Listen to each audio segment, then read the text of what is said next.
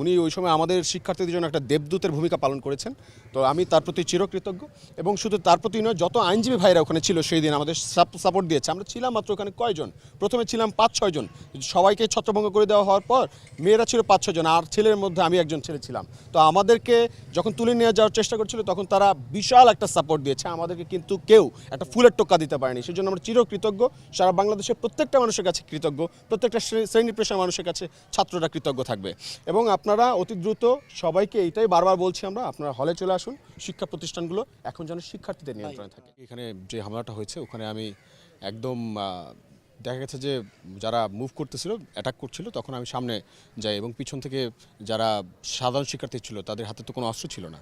তো অস্ত্র নিয়ে যখন আসে আমি একদম সামনে পড়ে যাই এবং সাধারণ শিক্ষার্থীরা পিছনে চলে যাওয়ার কারণে দেখা গেছে যে ওখানে আমি একা পড়ে যাওয়ার কারণে একটু আহত হই, আমার পায়ে খুব ইনজুর হয়। এবং আপনারা দেখেছিলেন তখন আমরা ঢাকা বিশ্ববিদ্যালয় মেডিকেল সেন্টারে আশ্রয় নিয়েছি, সেখানে তারা এসেছিল। যদিও ঢাকা বিশ্ববিদ্যালয় মেডিকেল সেন্টারের যারা কর্মী ছিল তারা আমাকে শেল্টার দিয়েছে এবং দেন অ্যাম্বুলেন্সে করে আমাকে ঢাকা মেডিকেল নিয়ে যায়।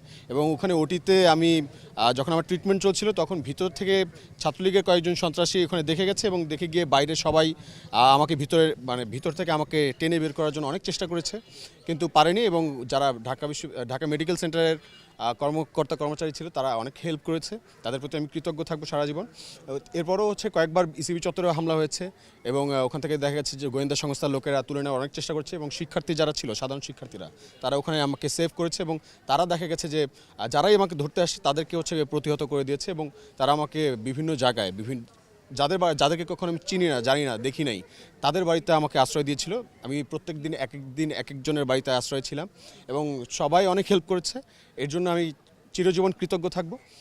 আমাদের যে সকল ভাইয়েরা মৃত্যুবরণ করেছে, সন্ত্রাসীদের আক্রমণে খুন হয়েছে এবং যারা আহত হয়েছে, এখন পর্যন্ত যারা বন্দী অবস্থায় আছে, তাদের জন্য আজকে আমাদের এই যে প্রাথমিক বিজয়টা, তাদের জন্য আমরা বলবো যে তাদের জন্য আমাদের এই লড়াইটা, আমরা যতক্ষণ পর্যন্ত না তাদের মৃত্যুর বদলা আমরা নিতে পারছি এবং আমরা স্বাধীন বাংলাদেশ, তাদের যে কাঙ্ক্ষিত স্বাধীন বাংলাদেশ আমরা নিশ্চিত না করতে পারছি, ততক্ষণ পর্যন্ত আমরা আমাদের লড়াই সংগ্রাম চালিয়ে যাব। এটা আমাদের প্রত্যাশা, আমাদের চাও।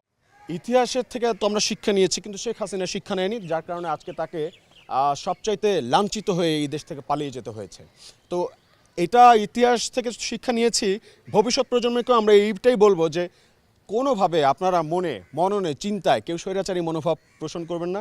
বাংলাদেশ থেকে আজ থেকে কোনো রকম দুর্নীতি চলবে না, কোনো রকম লুটপাট নৈরাজ্য চলবে না।